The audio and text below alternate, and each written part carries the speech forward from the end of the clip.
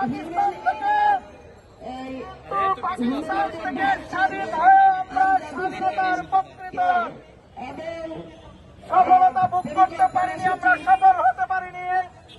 দীর্ঘ 53 বছর বিভিন্ন পক্ষে ভারত আমাদেরকে উপস্থিত করে আমাদেরকে পরাধীন করে রেখেছিল।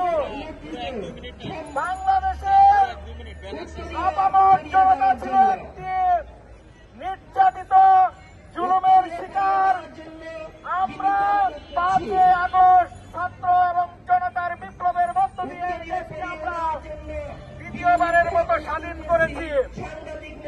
আমরা এই বাংলাদেশের তরুণ ছাত্র সমাজ যারা রক্ত দিয়েছে, যারা জীবন দিয়েছে, সেই শহীদদেরকে আমি শ্রদ্ধার সাথে স্মরণ করছি। যারা আহত মৃত্যুবরণ করেছে তাদের সুস্বাস্থ্য কামনা করছি। আল্লাহ পাক রব্বুল আলামিন আমাদের এই ক্ষুদ্র সন্তানদেরকে যাতে সুস্বাস্থ্য এবং সুস্থতা দান করুন, সকলেই বলি আমিন। সম্মানিত উপস্থিতি, বাংলাদেশের এই 5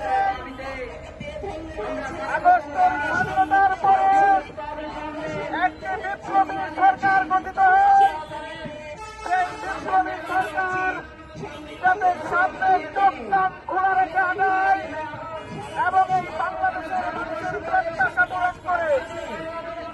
এই বিপ্লবী সরকার যদি বাংলাদেশের মানুষের প্রত্যাশা পূরণ করতে ব্যর্থ হয় তাহলে শাসক আসতে পারে। কিন্তু আমরা এই বাংলাদেশের তরুণ সমাজ, আমরা যারা এই বাংলাদেশকে ভালোবাসি, আমরা বেঁচে থাকতে অবশ্যই এই বাংলাদেশটা আরেকটা জালেমের হাতে